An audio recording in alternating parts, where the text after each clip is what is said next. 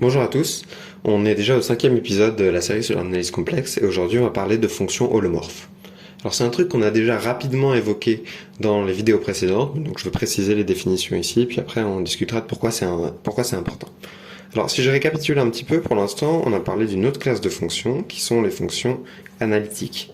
Okay, une fonction analytique, c'est une fonction f d'un ouvert oméga de C dans C, avec la condition de régularité suivante, qui est que si je prends un point Z0 de l'ouvert, alors je peux trouver un petit disque autour de Z0 sur lequel on a un développement en série entière pour F. C'est une condition de régularité très forte en fait. Et en fait, a priori, ça a l'air beaucoup plus fort que ce qu'on va demander maintenant, qui est la condition de holomorphie. Une fonction holomorphe. Pareil, c'est une fonction qui va d'un ouvert oméga de C dans C. Okay. Cette fois-ci, la condition qu'on va imposer, c'est plus du tout cette histoire de voisinage de tout point, on peut se développer en série entière. C'est autre chose, c'est juste tout simplement la dérivabilité. Donc c'est juste dire que pour tout z dans oméga, f' de z, qui est défini comme la limite quand h tend vers 0 de f de z plus h moins f de z sur h existe. Okay. Alors h, il peut tendre vers 0 en prenant des valeurs dans C. Il n'est pas seulement confiné à l'axe réel. Et on va demander en plus la continuité de la dérivée. Donc en fait, finalement, ce qui est écrit au-dessus, là, c'est juste être de classe C1 au sens complexe. Okay. Au sens où on prend la dérivée dans C, donc on peut tendre vers 0 en arrivant de toutes les directions et pas seulement de l'axe réel. Donc H peut tendre vers 0 en arrivant par exemple de l'axe imaginaire ou d'une diagonale ou peu importe. Il n'est pas seulement confiné à l'axe réel et c'est ça qui va tout changer en fait. Alors a priori, l'holomorphie c'est une condition en fait beaucoup plus faible que l'analicité. Je dis a priori parce qu'en fait on va voir que c'est pas si simple que ça, parce que si vous regardez dans R par exemple, la dérivabilité et le fait d'être développable en série entière, c'est pas du tout la même chose. Si je regarde par exemple la fonction qui a x associe x fois module de x, je trace rapidement son graphe. Donc ici c'est la parabole x carré, ici c'est la parabole moins x carré, et cette fonction là en fait elle est C1. En dehors de 0 c'est évident, et en 0 ça vient juste du fait qu'elle est assez plate. En 0 en fait c'est un petit taux de x carré. Donc, je vous laisse régler les détails, mais cette fonction est C1 et elle n'est pas analytique. Autrement dit, elle n'est pas développable en série entière. Analytique, pardon. Elle n'est pas développable en série entière parce que, par exemple, au voisinage de 0, ça va pas marcher. Pourquoi ça va pas marcher? Parce que si elle était analytique, alors, ça c'est votre cours sur la série entière réelle qui vous le dit. F', etc. existent toutes. Donc, c'est juste dire que f c'est infini. Et ça, manifestement, c'est pas le cas parce que c'est pas le cas parce que si vous dérivez une fois, vous obtenez ce truc, donc qui est essentiellement la valeur absolue mais avec un facteur. C'est deux valeurs absolues de x, et ça c'est pas dérivable. Ce deuxième truc. Pourquoi c'est pas dérivable? Parce qu'ici il y a un point anguleux. Donc manifestement ici, là ce qu'on a c'est une fonction qui est C1 et pas C2. Donc en particulier c'est une fonction qui, si on étendait le mot holomorphe aux fonctions réelles, ce serait une fonction qui serait holomorphe et pas du tout analytique. Donc manifestement, holomorphe, ça a l'air à première vue d'être beaucoup plus faible qu'analytique. Mais la grosse différence, c'est qu'ici on travaille quand même sur R pour l'instant. Donc on verra plus tard ce qui se passe sur C. Je vais vous donner un deuxième exemple aussi, qui est la fonction qui a x associe exponentielle de moins 1 sur x carré. Alors cette fonction, si on regarde son graphe, ça nous fait un truc comme ça. Et naturellement, on la prolonge par continuité en 0 par 0. Donc on va rajouter cette condition-là. Cette chose-là, clairement, ça tend vers 0 quand x tend vers 0. Okay, cette fonction-là, bon, vous pouvez vérifier qu'elle est C infini. Je vous laisse faire le travail, mais c'est essentiellement constater qu'ici, elle est suffisamment plate pour que toutes ces dérivées s'annulent ici, en fait. Oui, parce que, en fait, si vous regardez f de x, vous pouvez constater que c'est un petit taux de x puissance n pour tout n.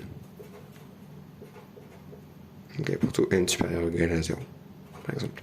En fait, elle décroît très très fortement au voisinage de 0. Elle est très très petite au voisinage de 0. Et ça va l'empêcher d'être analytique. Oui, parce que si on pouvait écrire f de x égale somme pour n variant de 0 à plus l'infini des an xn, ok, bah ça on sait que c'est un petit taux de x puissance p pour tout p supérieur ou égal à 0. Mais cette relation-là, elle impose que A0, etc., jusqu'à AP soient tous nuls. Hein, parce que sinon, on aurait un équivalent 0 de cette série entière qui soit plus grand que x puissance p. Okay, bon, ça, c'est valable pour tout p, donc finalement, AN, c'est la suite nulle. Okay, donc ça impose f égale 0, et ça, c'est absurde. Donc ça montre que cette fonction-là n'est pas analytique. Alors, modulo le fait que j'ai pas prouvé qu'elle était C infinie, ça je vous le laisse. On a de cette manière-là une fonction qui est de classe C infinie, mais qui n'est pas du tout analytique. Okay. Et encore une fois, ça se passe sur R. On va voir qu'en fait, si on regarde sur C, les choses sont un petit peu différentes. En fait, il y a un théorème très très fort qui dit que ce genre de problème n'arrive pas du tout sur C. Plus précisément, si F est holomorphe sur oméga, alors elle est analytique sur oméga. C'est très très fort. On a déjà vu la réciproque il y a quelques vidéos. On a vu que si on avait une fonction analytique, on pouvait la dériver essentiellement parce qu'on est capable de dériver les séries entières terme à terme. Okay, mais l'autre sens est a priori pas du tout évident. En fait, c'est même assez inattendu que ça se passe aussi bien. Donc il ne peut pas y avoir de problème du style de ceux que je vous ai mentionnés tout à l'heure avec x module de x ou avec exponentielle de moins 1 sur x carré. Alors, on va essayer de voir pourquoi c'est vrai ce truc-là. Pour commencer, déjà on va se fixer nos hypothèses. On va prendre une fonction f d'un ouvert oméga dans C et on va supposer que f est holomorphe. Okay, donc on dispose en particulier de f' et qui est continu par définition d'être holomorphe. Okay. Et on veut être capable de développer f en série entière au voisinage de tout point. Bon, voilà, je vais prendre un point z0, peu importe. Et je veux un développement en série entière de f au voisinage de z0. Donc je voudrais f de z0 plus z égale somme pour n variant de 0 à plus infini des an z puissance n. Maintenant, la première question qui se pose, c'est où trouver ces coefficients. Il va quand même falloir les sortir de notre chapeau à un moment, et pour ça, le truc tout trouvé et le plus naturel, c'est d'utiliser en fait la formule de Cauchy. Okay, donc on pose juste de manière naturelle cette chose-là.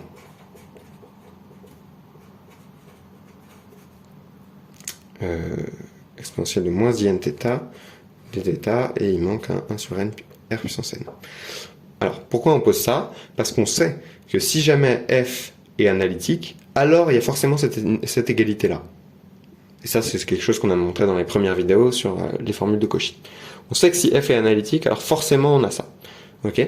Bon, alors, naturellement, on a envie de poser ça et montrer qu'on a bien l'égalité là-haut. Alors ici, je ne l'ai pas précisé, mais R, c'est peu importe, c'est un rayon, de sorte que tout ce disque-là soit toujours contenu dans l'ouvert oméga, pour qu'on puisse écrire f de z0 plus r exponentielle θ. Donc on pose ça.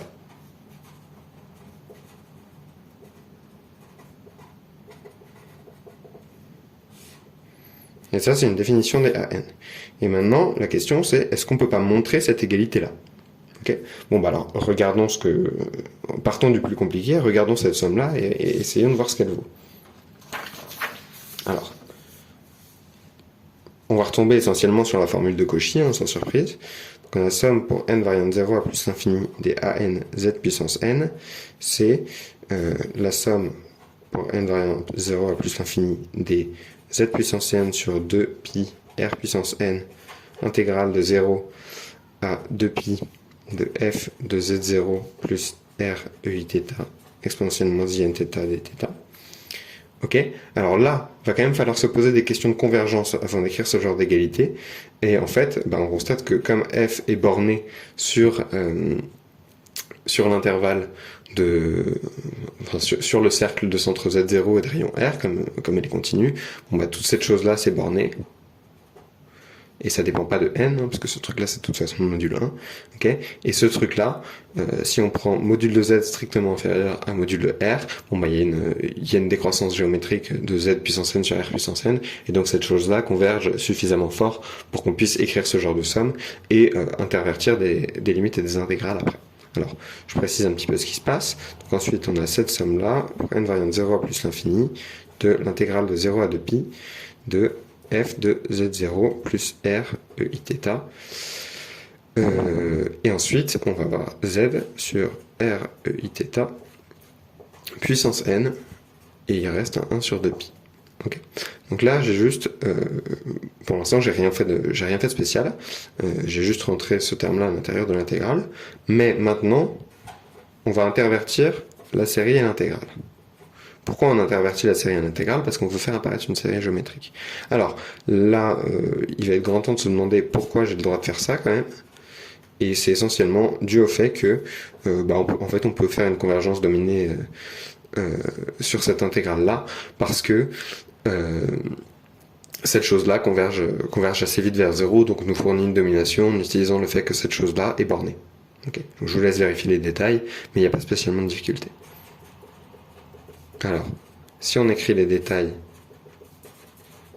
on arrive là, et cette série géométrique-là, on va tout simplement l'écrire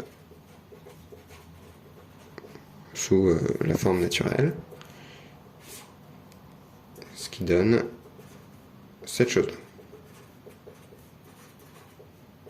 Donc là, maintenant, si on veut montrer notre résultat, on veut ça. On a besoin que cette chose-là soit égale à cette chose-là. Et évidemment, ce truc-là, c'est pas anodin. C'est exactement le même calcul qu'on a fait dans la première vidéo. Ça, c'est la formule de Cauchy. Donc en fait, pour conclure, on est juste ramené à montrer la formule de Cauchy pour la fonction f. On va montrer cette formule de Cauchy-là, en tout cas. Donc je récapitule où on en est. On suppose que f est holomorphe, c'est-à-dire que f' existe et est continu. Et on a fixé z0 dans oméga. Un rayon R tel que le disque de son Z0 et de rayon R soit entièrement contenu dans oméga, et un Z1, je vais l'appeler Z1 maintenant parce que je vais avoir besoin d'autres variables après, qui est contenu dans le disque ouvert de son Z0 et de rayon R, et on doit montrer cette formule-là, qui est donc une formule de Cauchy. Okay. Donc à partir de maintenant, on va garder fixé Z1 et Z0, et on va montrer cette formule-là, et en vertu de ce qu'on a fait juste avant, ça permettra de conclure que f est analytique. Alors, comment on va faire ça? Déjà, cette chose-là, c'est une fonction constante, hein, donc on peut l'écrire sous forme d'une intégrale comme ça, avec la formule de Cauchy, en utilisant le fait que les fonctions constantes sont analytiques essentiellement. Donc ce que ça dit, exactement, c'est cette chose-là.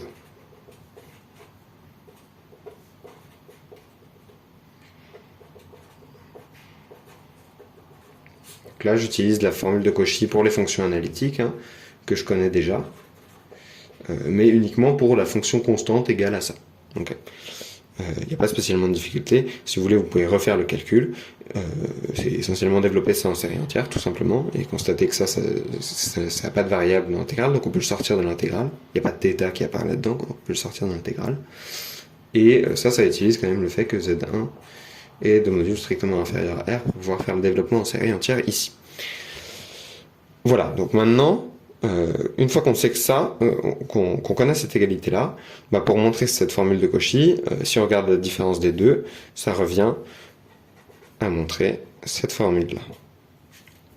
L'intégrale de 0 à 2pi de f de z0 plus r exponentielle i θ moins f de z0 plus z1 sur r exponentielle iθ moins z1, r exponentielle iθ dθ égale 0. Donc on doit montrer cette formule intégrale là, et ici on reconnaît évidemment un taux de variation. Donc on va poser g de z ce taux de variation là, donc f de z0 plus z moins f de z0 plus z1 sur z moins z1, hein, c'est un taux de variation. Ok. Et ça, bon, bah, c'est clairement continu pour module de z inférieur, strictement inférieur à r, hein, puisque on sait que c'est le cas pour f est continu pour ça. On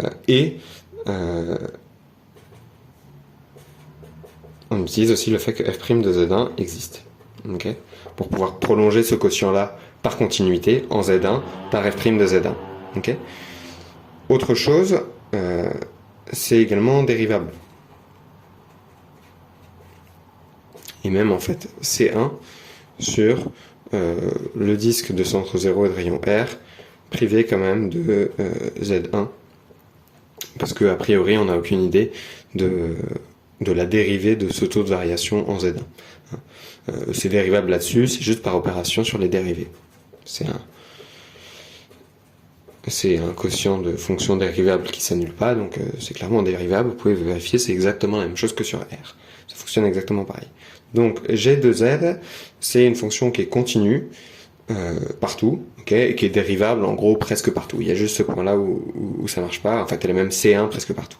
Donc finalement ce qu'on est ramené à démontrer, c'est que si on prend une fonction g qui est de classe C1 sur le disque ouvert de centre 0 et de rayon R, privé de ce point-là qui pose éventuellement problème Z1, okay, et continue sur tout le disque fermé, donc si je dessine, ça ressemble à ça. Ici on a 0, ici on a Z1, sur lequel on n'a peut-être pas de dérivabilité ici, mais on en a partout ailleurs. Sous ces hypothèses-là, il faut juste montrer cette chose-là. Okay, bon. Ce qu'on peut faire déjà, c'est poser h de z égale g de z fois z. Hein. Comme ça c'est juste h r exponentielle iθ. Et les hypothèses assurent évidemment que h est continu. Et C1 sur tout le disque, sauf peut-être en Z1. Okay. Et donc nous, ce qu'on veut montrer maintenant, c'est cette chose-là.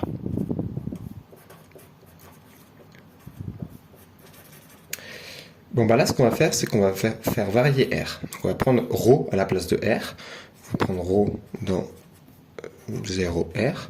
Okay, et on va considérer la fonction h de ρ, qui est l'intégrale de 0 à 2pi de petit h de ρ exponentielle iθ dθ. Okay.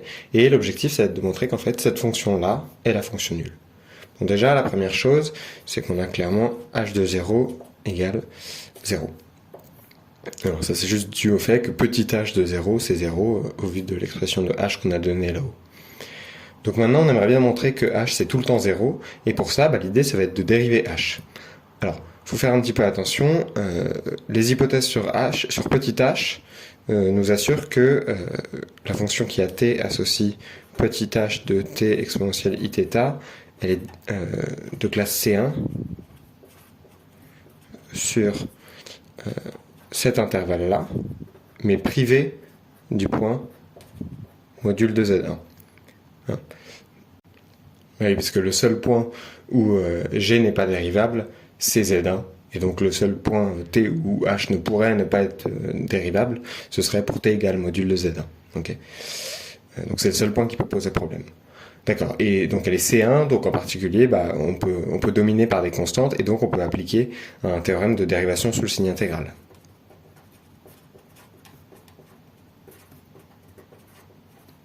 Donc, pour le théorème de dérivation sous le signe intégral, il y a besoin de dominer les dérivés, et ça, comme on est sur un compact, on peut juste les dominer par des constantes, puisqu'on sait que la fonction qu'on dérive est C1. Donc le théorème de dérivation sous le signe intégral nous dit que H, grand H, est C1 sur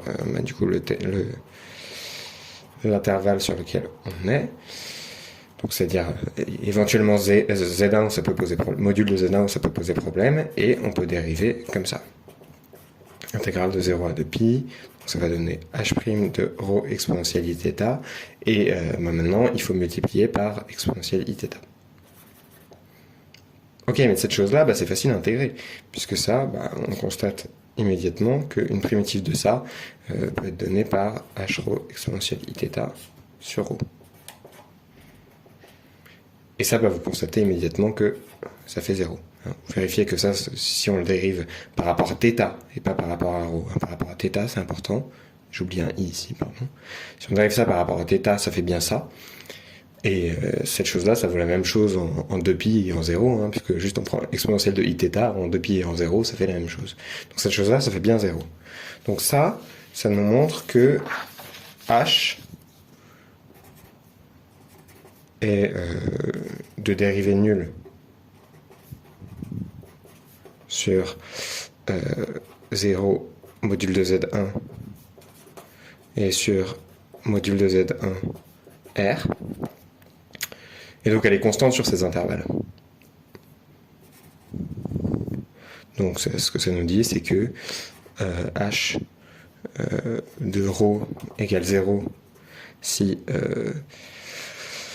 rho est inférieur en module à z1 et h de rho égale, on va dire h de r par exemple, si rho est strictement supérieur à z1 en module, mais en fait, il n'y a pas spécialement de difficulté pour recoller les morceaux puisque h est continu. Pourquoi h est continu? Parce qu'on a h de rho égale intégrale de 0 à 2π de petit h de rho exponentialité dθ. Pardon, il n'y a pas d'exponentialité θ ici, excusez-moi. Et cette chose-là, h est continu sur tout le disque. Donc la continuité de h, de grand H, ça c'est juste le théorème de continuité sous le signe intégral qui nous le donne. Et pour le théorème de continuité sous le signe intégral, il y a besoin de dominer ces choses-là, mais comme on est sur un compact et que la fonction est continue, on peut dominer par des constantes localement, donc ça pose pas de difficulté. Donc grand H est continue, elle est dérivable sur quasiment tout l'intervalle, sauf un point. Donc en fait elle est constante, puisque elle est constante égale à 0 à droite de Z1, constante égale à autre chose à droite de Z1, je dis à droite ici c'est à gauche de Z1, ici c'est à droite de Z1, et elle est continue en Z1, donc il faut que les deux trucs se recollent, et donc finalement h est constante. Donc en particulier h de grand R égale 0, et donc c'est terminé. Donc on a bien intégrale de 0 à 2π de r exponentielle iθ dθ égale 0.